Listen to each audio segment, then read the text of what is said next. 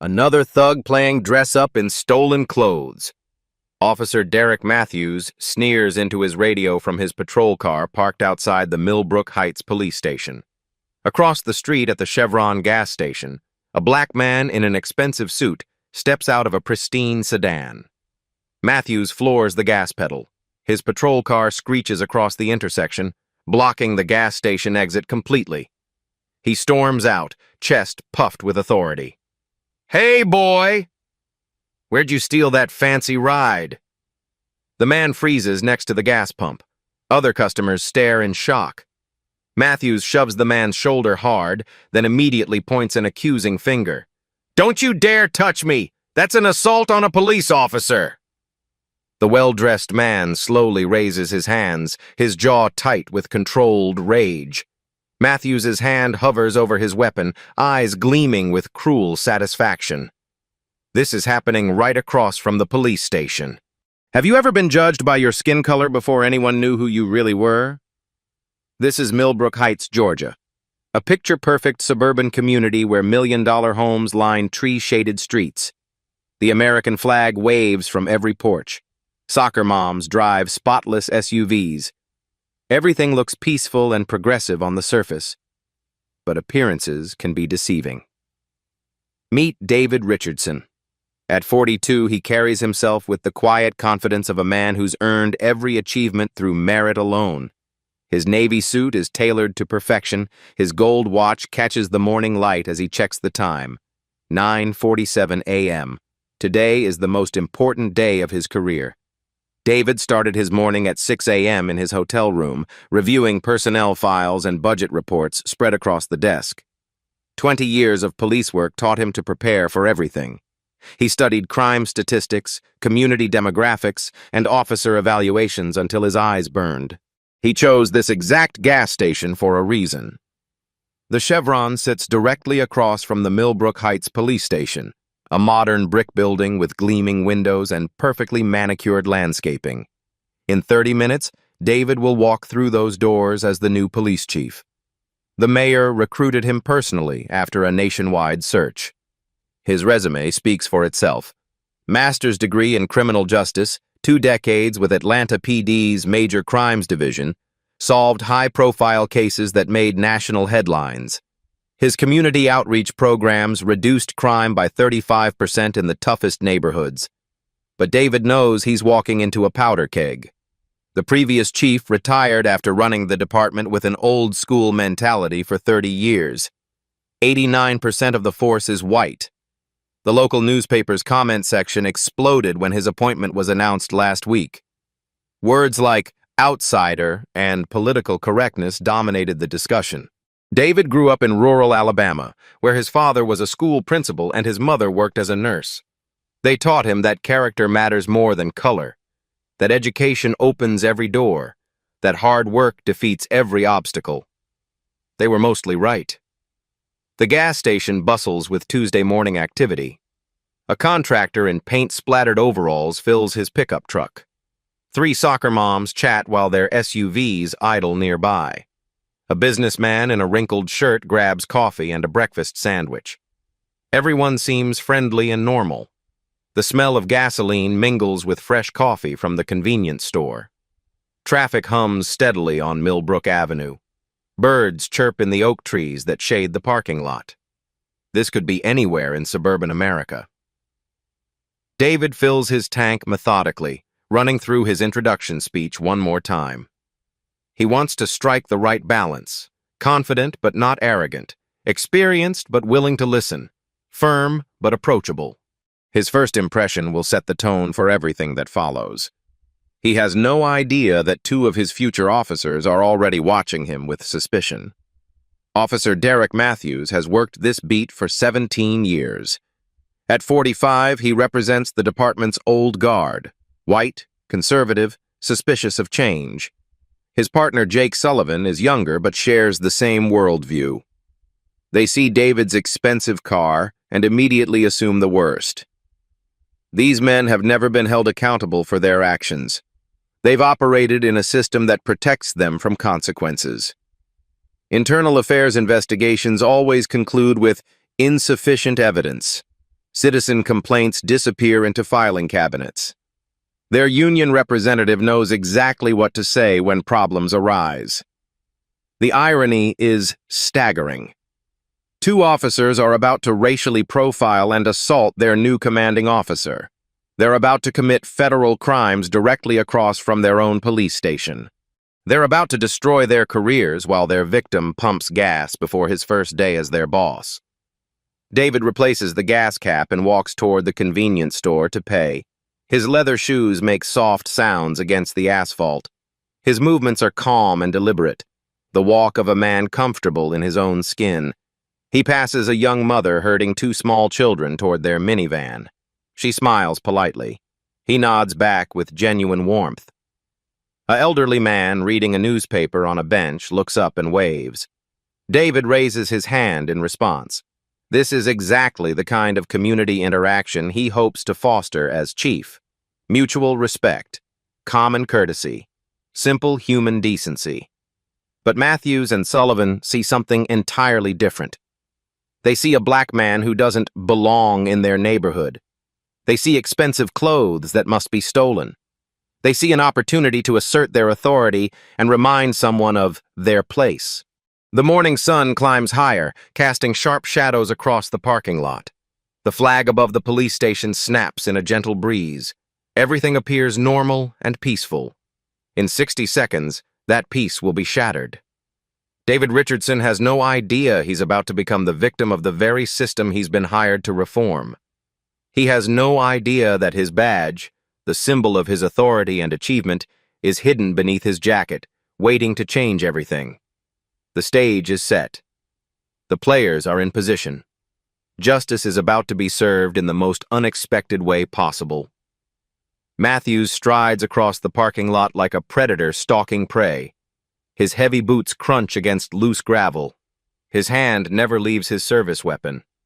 The morning sun glints off his badge and reflects in his cold blue eyes. License, registration, and proof of insurance. Now! His voice carries across the entire gas station, drowning out the gentle hum of traffic. Every conversation stops, heads turn. A construction worker pauses mid-sip of his coffee, steam rising from his cup. The soccer moms freeze beside their SUVs, car doors hanging open. Even the birds seem to go quiet.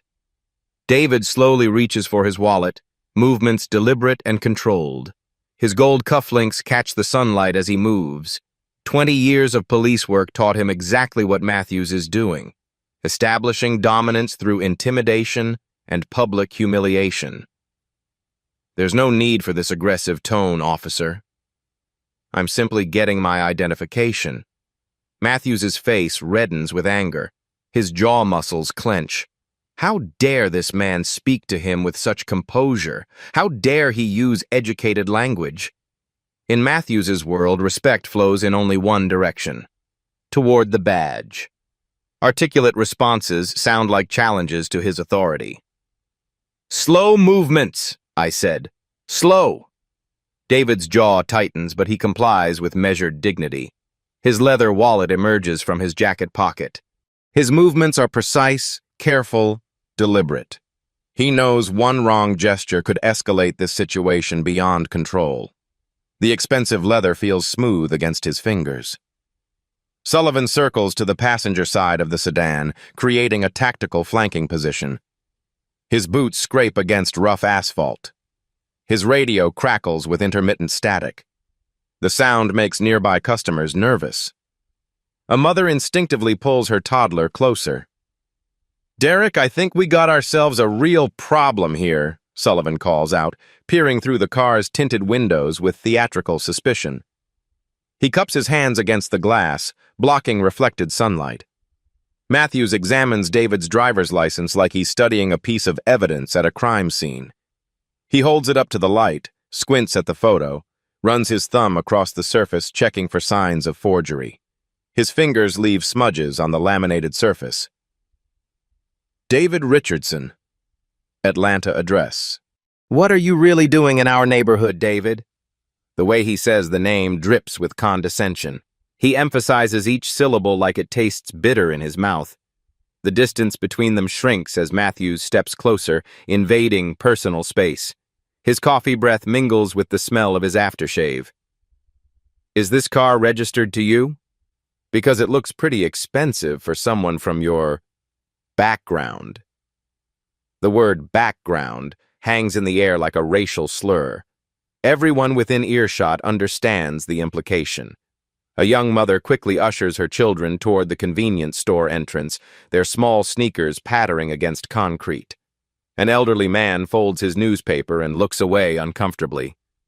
The gas pump clicks off automatically behind David. The digital display shows $47.83. Such a normal sound in such an abnormal situation. The smell of gasoline grows stronger in the warming morning air. "Officer, I'm legally parked on private property. I've committed no traffic violation and no crime. What's your reasonable suspicion for this stop?" David's voice remains steady, professional. His legal knowledge is obvious, precise.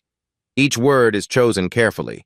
This only irritates Matthews further. In his experience, uppity behavior deserves immediate correction. Education sounds like arrogance to his ears. Reasonable suspicion? Matthews laughs harshly. His laughter echoes off nearby car windows. "How about you matching the description of someone involved in recent break-ins? How about that expensive car and fancy clothes that don't match your demographic? How about the fact that you're clearly out of place here?" Each accusation is legally baseless. Matthews knows it. David knows it. But Matthews has operated in a system that protects him from consequences for 17 years. He's never been held accountable for his actions. Internal affairs investigations always conclude with insufficient evidence. A small crowd begins forming in a rough semicircle. The construction worker sets down his coffee cup on the hood of his truck and pulls out his phone. One of the soccer moms starts recording, her manicured fingers trembling slightly. A teenager walking to school stops and watches with wide eyes, backpack sliding off one shoulder. "I smell marijuana," Sullivan announces loudly, despite the bright morning air showing no evidence of anything except gasoline fumes and coffee aromas. "It definitely smells like weed coming from this vehicle." David's eyes narrow slightly. His composure cracks just enough to show controlled anger. "Officer, there's no marijuana in my vehicle. I don't use drugs, and I'd appreciate it if you'd stop making false accusations." "Don't tell me how to do my job, boy." The word "boy" cuts through the morning air like a whip crack.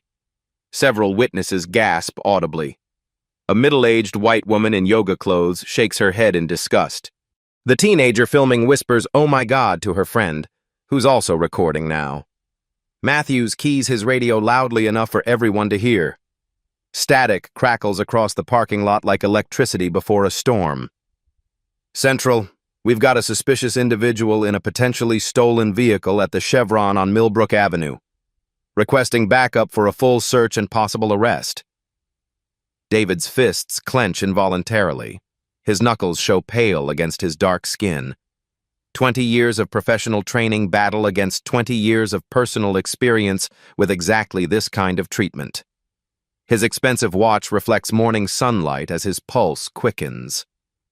"Officer Matthews," David says, reading the name tag pinned to the uniform shirt, "you have no probable cause for a search. I've committed no traffic violation, no crime, and I'm legally parked on private property. I explicitly refuse consent for any search of my person or vehicle." His professional language clearly irritates Matthews. Educated speech sounds like disrespect to ears accustomed to fear and submission. Matthews interprets David's calm demeanor as arrogance that needs immediate correction through force. Probable cause? How about you matching the description of recent break-in suspects? How about that attitude you're giving a sworn police officer? How about the fact that you don't belong in this neighborhood? The accusations pile up like kindling for a fire. Each one is documented by multiple phones recording from different angles.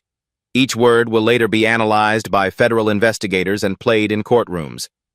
But at this moment, Matthews feels completely untouchable. A second patrol car arrives, tires squealing unnecessarily as it enters the parking lot. Then a third. Officers Emma Rodriguez and Tom Bradley emerge with hands resting on their weapons. The tactical display is designed to intimidate and overwhelm. "Gentlemen, lady," Matthews grins with satisfaction, "we've got ourselves a situation here." The smell of burning rubber mixes with gasoline fumes. Radio static fills the air with electronic chatter. The casual morning atmosphere transforms into something that feels like a military occupation of suburban America. David surveys the scene with professional eyes. 3 patrol cars, 4 officers, multiple witnesses, multiple recording devices. He's outnumbered but not outmatched. His years of experience taught him to stay calm under pressure and document everything. "Officers, I'm going to state this clearly for all the recording devices present. I am David Richardson. I am legally parked on private property.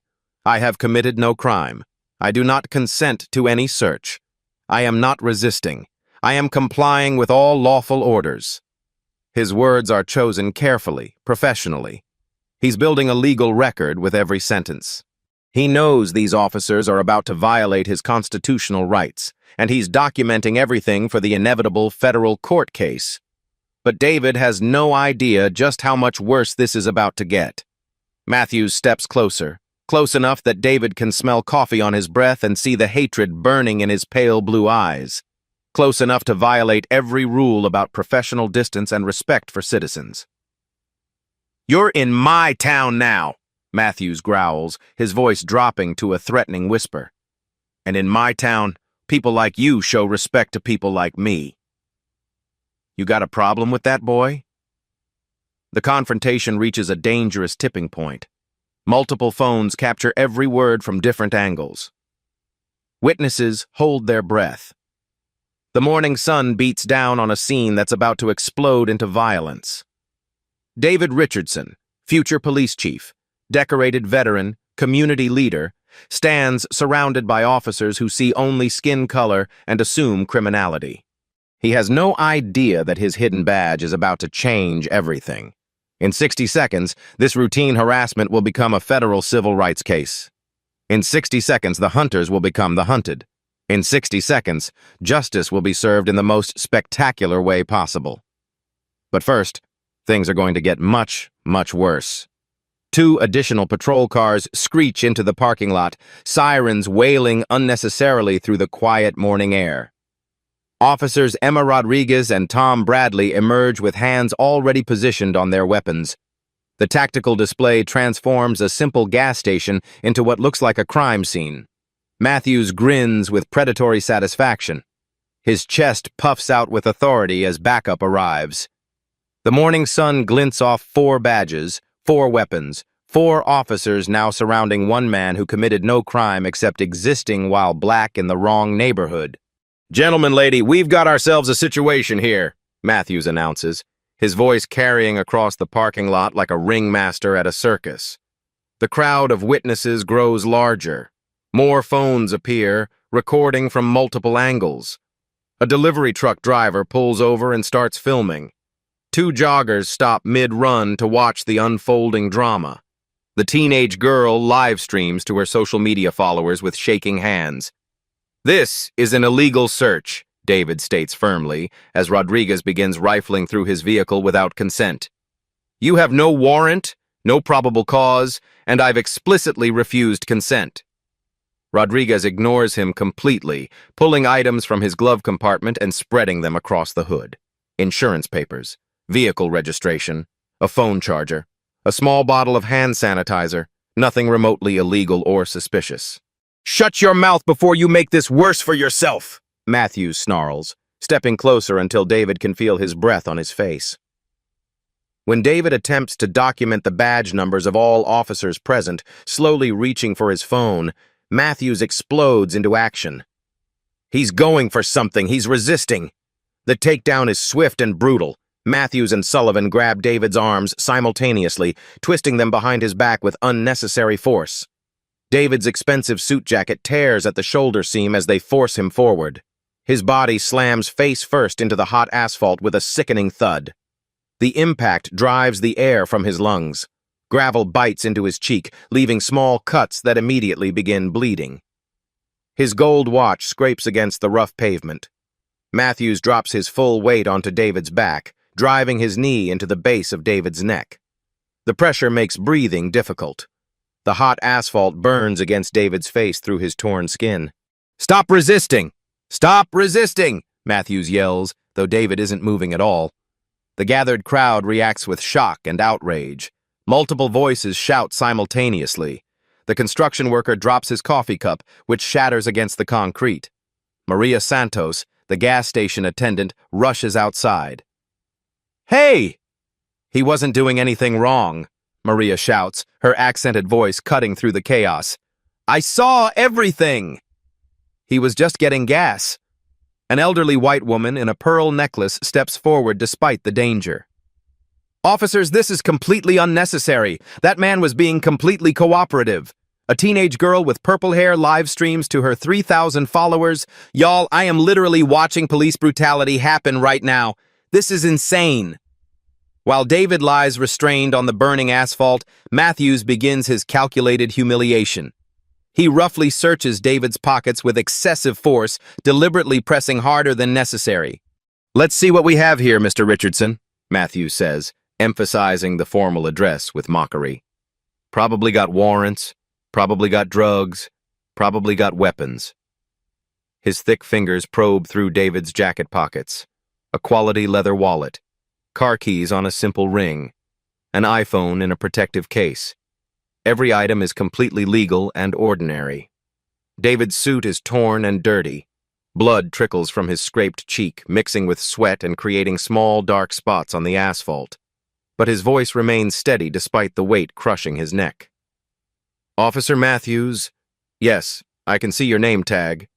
You're violating my Fourth Amendment rights, using excessive force, and conducting an illegal detention. This is being recorded by multiple witnesses." Matthews presses his knee harder against David's neck. The message is clear. Speaking will only make things worse. But David continues documenting every violation for the legal record he knows is coming. "Officer Sullivan, Officer Rodriguez, Officer Bradley, I can see all your name tags. You are all accessories to civil rights violations." Sullivan, standing nearby and growing increasingly nervous about the number of recording devices, realizes they need better justification for their violence. The crowd is getting angry. The videos are going to be everywhere within hours. Desperation breeds stupidity. Sullivan positions himself near David's restrained form, making sure he's visible to the recording phones. Then he does something that will haunt him for the rest of his life. He deliberately uses his fingernails to claw deep scratches into his own neck, creating red welts that immediately begin bleeding.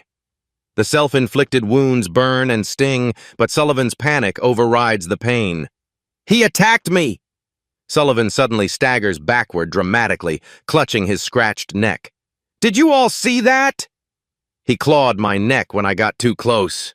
The crowd erupts in confused anger. Multiple voices shout at once. "That's impossible!" Dr. Patricia Williams, a retired professor who stopped to buy coffee, points at David's restrained form. "That man has been face down on the ground the entire time." The teenager filming shouts, "I've been recording everything. He never moved his hands." "You just scratched yourself." Maria Santos waves frantically toward the store. "The security camera!" "Our camera recorded everything." "He didn't do anything." Sullivan's face goes pale as he realizes the security camera captured his deception. His eyes darted toward the black dome mounted above the convenience store entrance. The red recording light blinks steadily like an electronic witness. Maybe it happened earlier," Sullivan stammers, touching the fresh scratches that are obviously self-inflicted. "In the confusion." Dr. Williams cuts him off with academic authority. "Young man, you just scratched yourself and blamed that innocent man." We all saw it. That camera saw it. Matthews, unaware of Sullivan's catastrophic mistake, continues building their false narrative. He keys his radio with theatrical authority. Central, suspect violently resisted arrest, assaulted Officer Sullivan, and we've had to use necessary force to subdue him. We need a supervisor and medical support for an injured officer immediately. Each word is a lie that will later be dissected in federal court. Each false statement builds toward felony charges that will destroy careers and send officers to prison. David, still pinned under Matthews' weight, speaks with remarkable composure. Officer Sullivan, you just committed perjury, filing a false police report, and attempted to frame an innocent person for assault on a police officer. Officer Matthews, you are an accessory to these crimes. The psychological torture continues. Matthews searches David's torn pockets again, frustrated that every item is completely legal. His wallet contains credit cards, a driver's license, business cards, and cash. Nothing suspicious. Nothing illegal. Nothing to justify their violence. This thug probably stole all these cards, Matthews mutters loud enough for the crowd to hear. But the crowd isn't buying it anymore. Too many people witnessed the entire encounter. Too many phones captured every moment. The security camera recorded Sullivan's self-inflicted scratches and false accusation. A critical moment arrives as David struggles under Matthews' crushing weight. His suit jacket shifts and tears further, revealing a brief glimpse of something metallic clipped to his belt. The angle makes it impossible to identify clearly from most positions. Matthews, drunk on adrenaline and focused on maintaining control, doesn't notice. Neither do Sullivan, Rodriguez, or Bradley. They're too caught up in their power trip to pay attention to details. Only Dr. Williams, standing at the perfect angle near the convenience store entrance, catches the metallic reflection in the morning sunlight. She squints, trying to understand what she's seeing. Something official-looking. Something important. But the distance and David's torn jacket make identification impossible. Not yet. Officer Matthews. David continued his legal documentation despite the pain. Officer Sullivan, Officer Rodriguez, Officer Bradley. Everything you're doing is being recorded by multiple devices and witnesses. You have assaulted a citizen without cause, conducted illegal searches, filed false reports, and Officer Sullivan attempted to frame me for assault while injuring himself. The mention of legal consequences only enrages Matthews further. His face reddens with anger. Sweat drips from his forehead onto David's back. The morning sun beats down mercilessly. I don't care what you think you know about the law, Matthews growls. You're going to jail today. You're going to learn some respect. Sullivan grows more desperate by the minute. The security camera looms above like an electronic judge.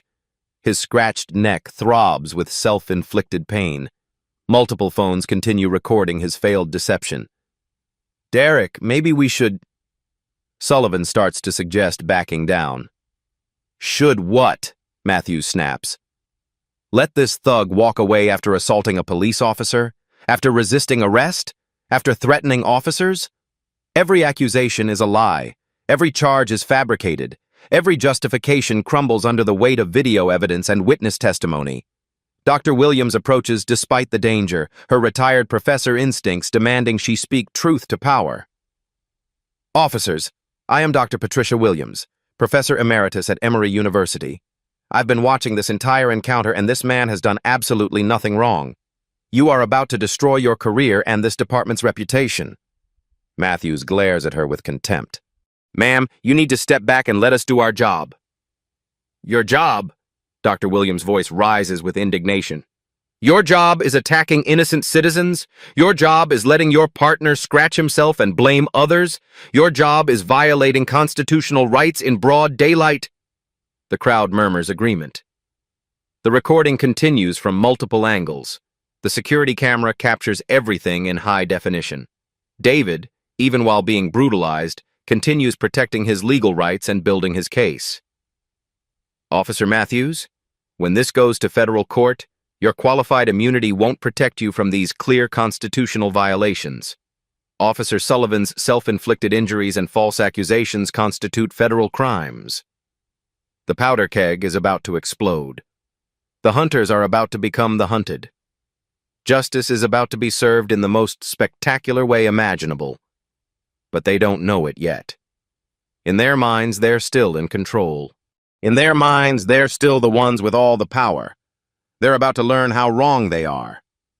Matthews roughly yanks David to his feet for the arrest. The torn fabric shifts under violent handling. Blood from David's scraped cheek drips onto his white shirt.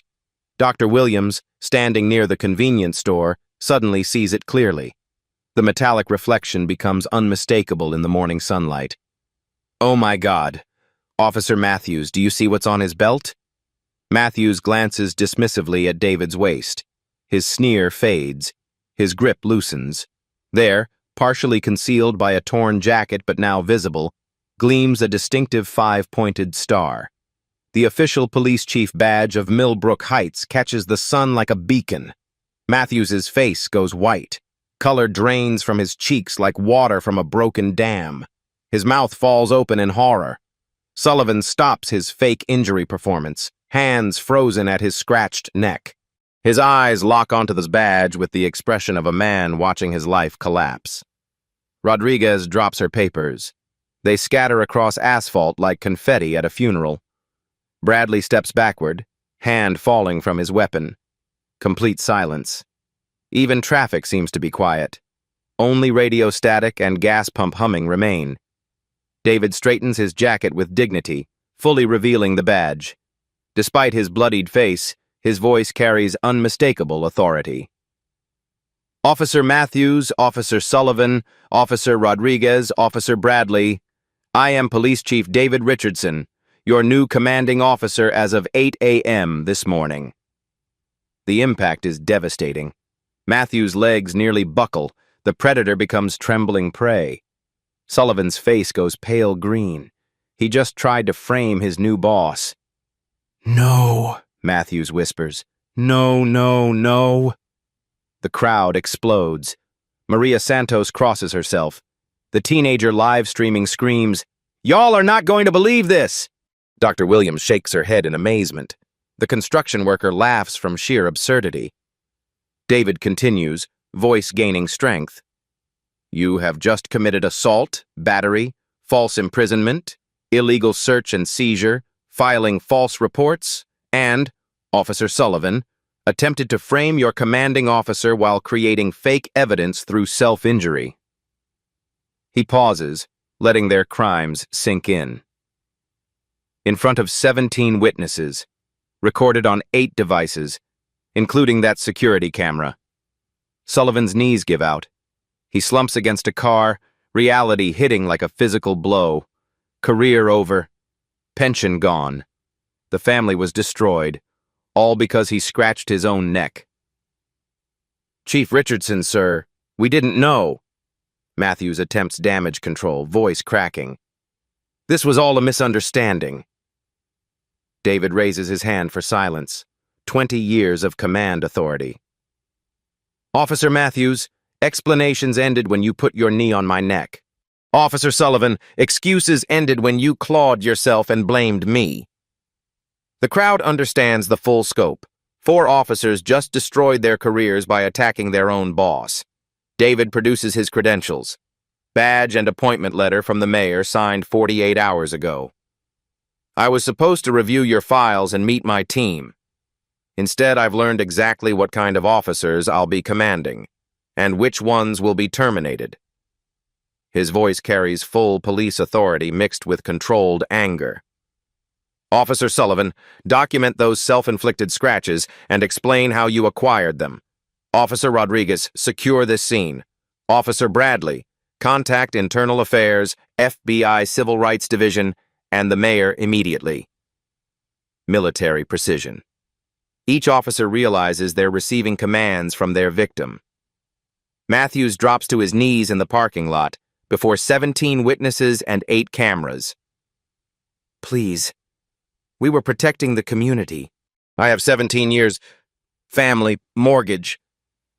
David's cold stare cuts him off. "Protect the community from what? A black man buying gasoline? Officer Sullivan, were you protecting the community when you clawed yourself and blamed me?"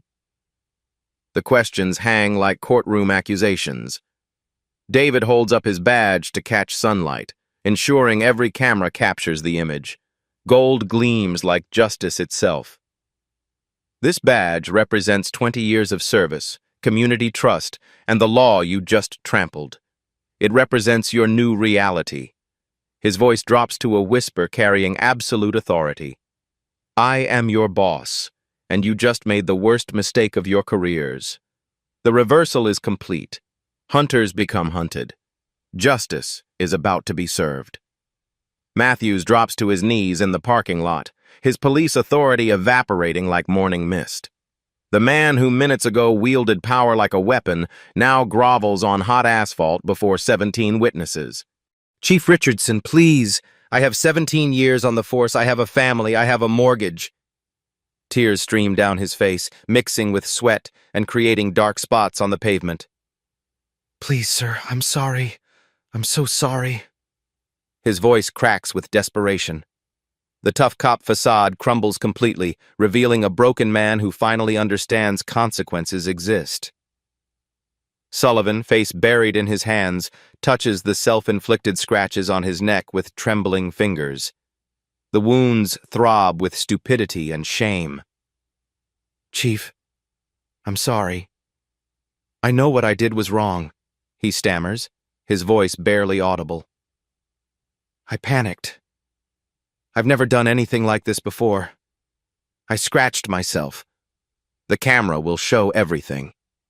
His confession hangs in the air like a death sentence. Career suicide captured in high definition by multiple recording devices. David takes Matthews' radio with steady hands, keying the microphone with authority that carries across the entire scene.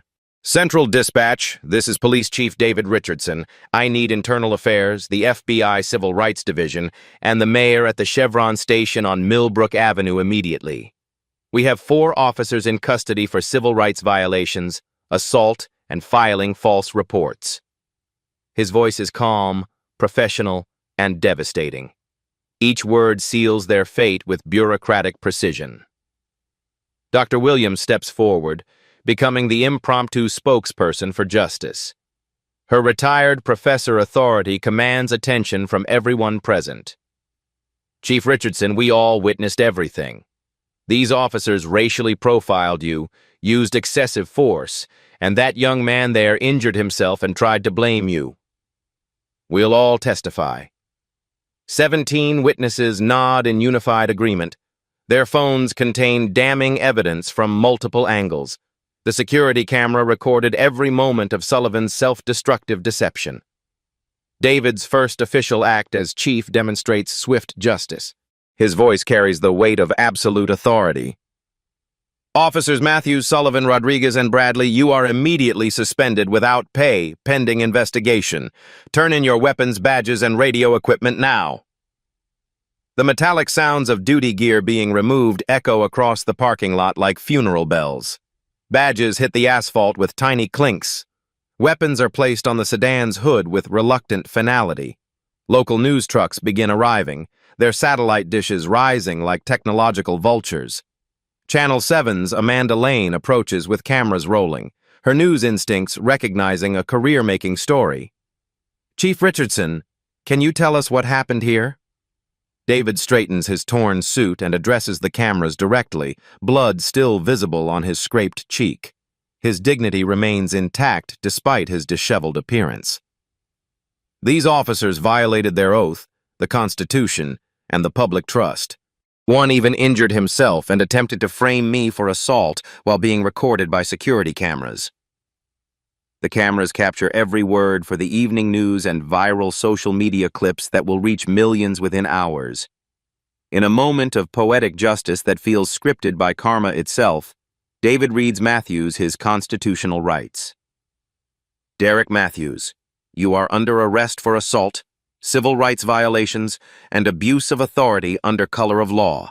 You have the right to remain silent. Anything you say can and will be used against you in a court of law. The same officer who minutes ago was violating constitutional rights now faces the very system he perverted. The irony tastes bitter in the morning air. Matthew's hands are cuffed behind his back by arriving supervisors. The metal bracelets click shut with finality that echoes his career's end. The crowd spontaneously erupts in applause. Justice served in real time creates a cathartic moment that witnesses will remember forever. Maria Santos shouts above the clapping, "Justice!" Finally, justice. Her accented voice carries the hopes of everyone who ever faced police abuse without recourse. The teenagers with phones post updates faster than breaking news. This police officer scratched himself and blamed the black guy, but he was actually the police chief. Video going viral in 3, 2, 1, ... quote. Social media notifications ping constantly as the footage spreads across platforms. Hashtags begin trending within minutes. The story takes on a life of its own in the digital ecosystem. Rodriguez and Bradley surrender their equipment with shame-faced silence. Their careers end not with violence or dramatics, but with quiet disgrace and the understanding that they chose the wrong side of history. Sullivan is led away with his self-inflicted scratches clearly visible to news cameras. The wounds serve as permanent evidence of his desperation and dishonesty. Medical personnel document the injuries for the federal case file. Dr. Williams approaches David as the immediate chaos settles. Her academic dignity provides a moment of calm reflection amid the justice storm. "Chief Richardson, I'm glad I stopped for coffee this morning. Sometimes the universe puts us exactly where we need to be to witness truth overcome lies." David nods with quiet gratitude.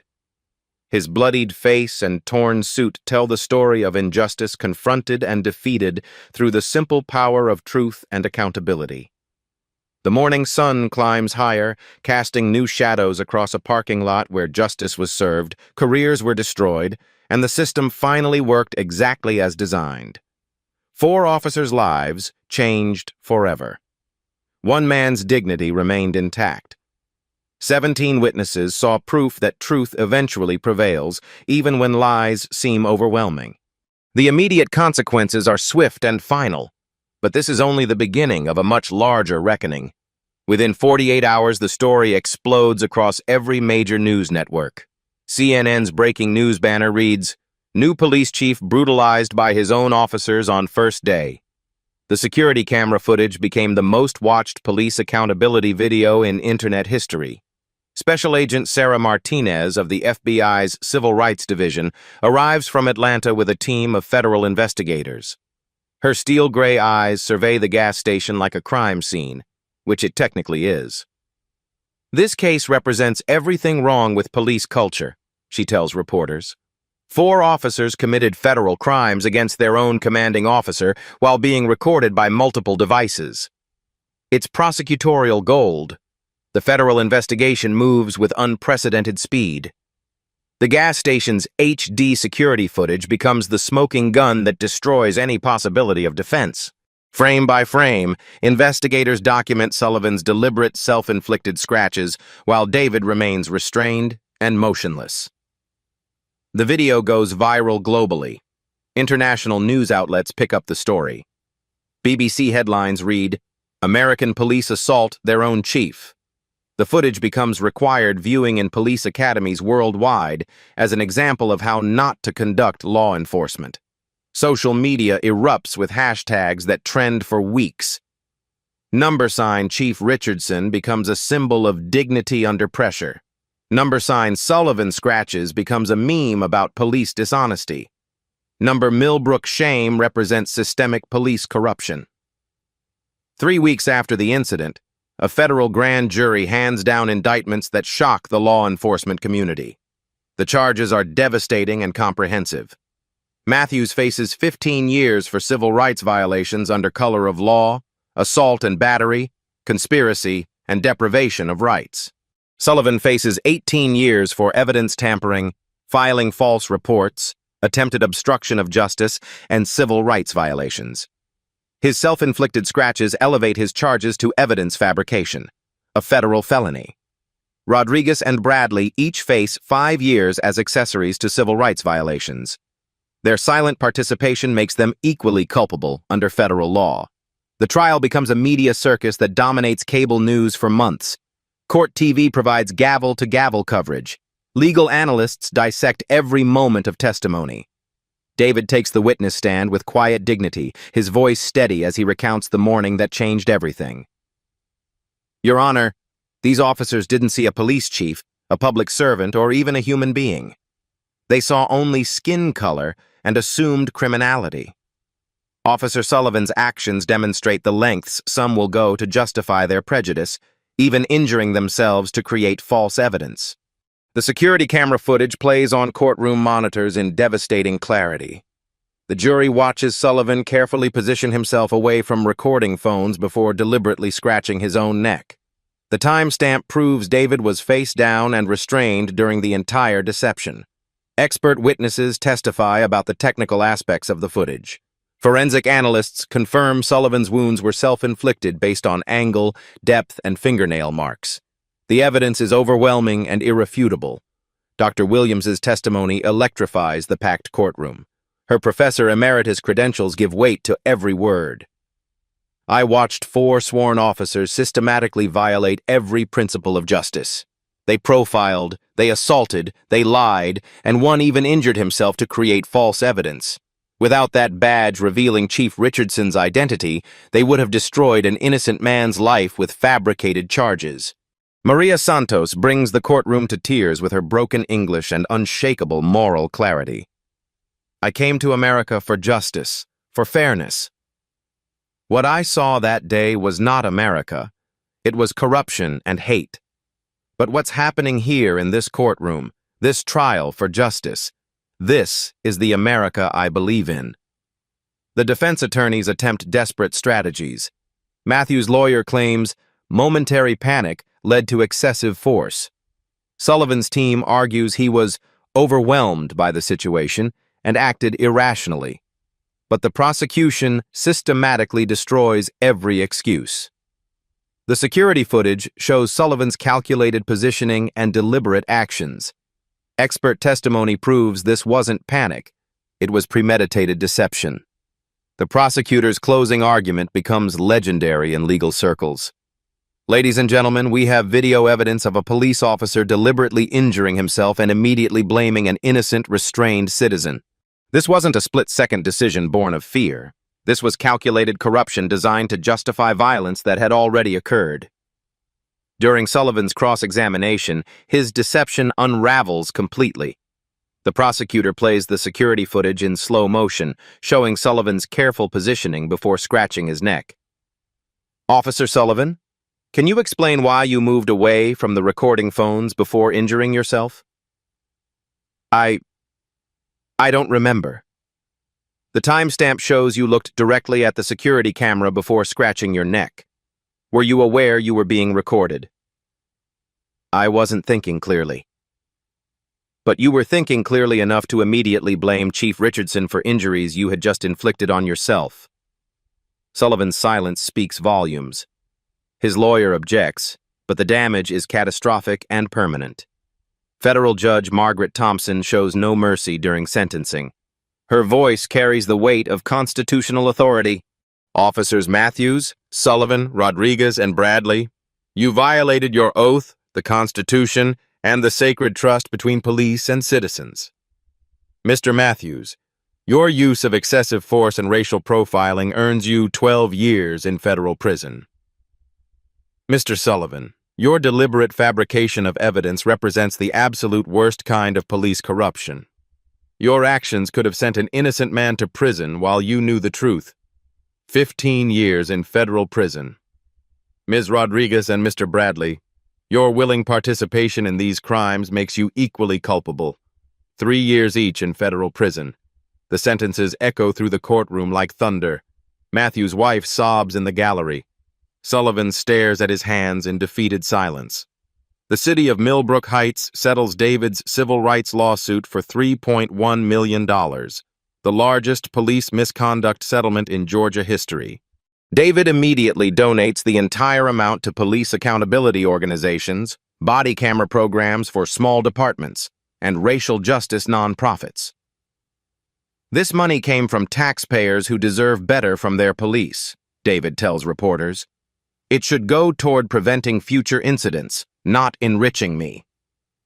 Under David's leadership, the Millbrook Heights Police Department implements revolutionary reforms. Mandatory bias training becomes monthly, not yearly. Civilian oversight boards review every use of force incident. Body cameras are required for all interactions. Community policing replaces aggressive enforcement. The Richardson protocols became a national model studied by police departments across America. Crime drops 23% while community trust soars to unprecedented levels.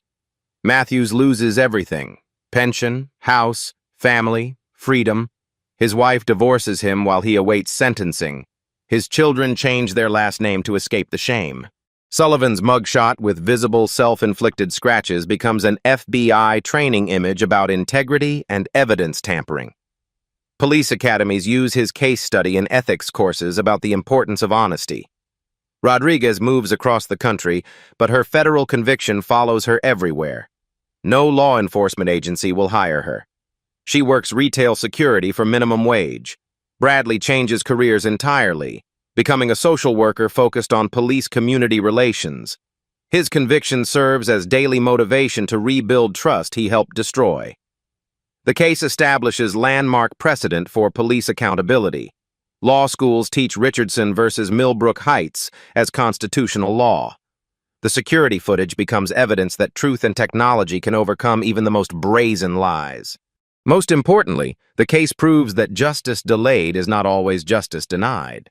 Sometimes it's justice perfected through overwhelming evidence and unwavering determination to hold power accountable. 6 months later, Chief Richardson stands in his corner office, looking out at officers conducting a community policing event in the park.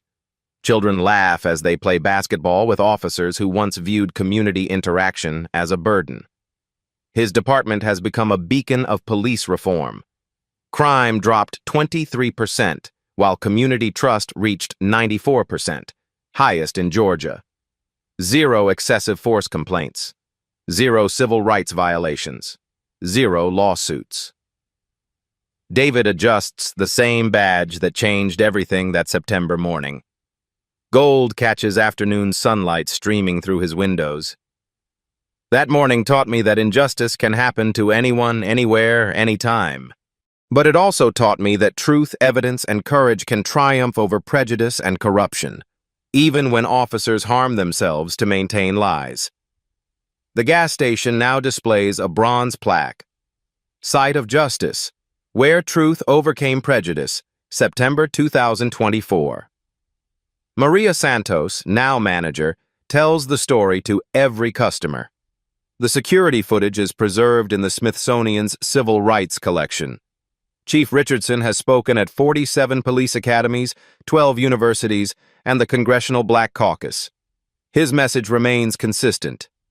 Character is revealed not in power, but in how power is used. Truth will always emerge, no matter how desperately lies try to cover it. Dr. Williams and Chief Richardson became close friends, working on police-community relations. She jokes, "Best $47 of gas I ever bought. I witnessed history." The Richardson protocols have been adopted by 300 police departments nationwide. Officer complaints dropped 67%.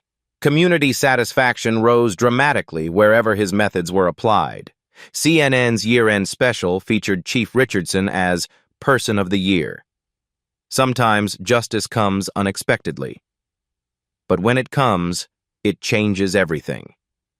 Derek Matthews serves year 1 of 12 years in federal prison. Appeals rejected. Prison interviews reveal no genuine remorse. "I was just doing my job. Political correctness destroyed my career." Even behind bars, Matthews refuses accountability for his racist assumptions. Jake Sullivan serves in a different facility. His self-inflicted scratches healed, but psychological scars remain. Other inmates know his case from news coverage. Little sympathy exists for a cop who injured himself to frame innocence. His family disowned him. My wife remarried. Children refuse contact. The scratches that destroyed his life in seconds continue destroying it years later. The story's impact extends beyond 4 ruined careers. Police departments updated training programs. Body camera requirements increased. Civilian oversight gained authority. The case proved technology and truth overcome brazen deceptions. Most importantly, it demonstrated that justice delayed isn't always justice denied. Sometimes it's justice perfected through overwhelming evidence and unwavering accountability. If this story moved you, if it gave you hope that truth overcomes lies and justice prevails over prejudice, share it. Every share sends a message that honesty matters, accountability matters, character matters more than color. Comment below. Have you witnessed someone lie their way out of wrongdoing? Have you seen truth triumph when everything seemed hopeless? Your stories matter. Share them. Hit subscribe if you believe in justice over prejudice, truth over lies, character over corruption. We share these stories because they need telling, because truth deserves celebration, because justice delayed doesn't mean justice denied when courage speaks truth to power. Think about this. If Chief Richardson hadn't had that badge, if he'd been just another black man buying gasoline, would Sullivan's lies have been believed? Would Matthew's violence have been justified? Would an innocent man be in prison? What does your answer say about the world we're fighting to change? Justice delayed is justice denied. But justice served, even when it emerges from desperate attempts to fabricate evidence, reminds us that character beats corruption, truth defeats deception, and even in darkness, light exposes lies. Some badges represent authority, some represent power, but the best badges represent truth. And truth, when it emerges through courage and evidence, changes everything. Share this story. Subscribe for more justice served. Comment below. Stories like this need telling. Truth deserves hearing. Justice, when it comes, deserves celebration. The light always wins.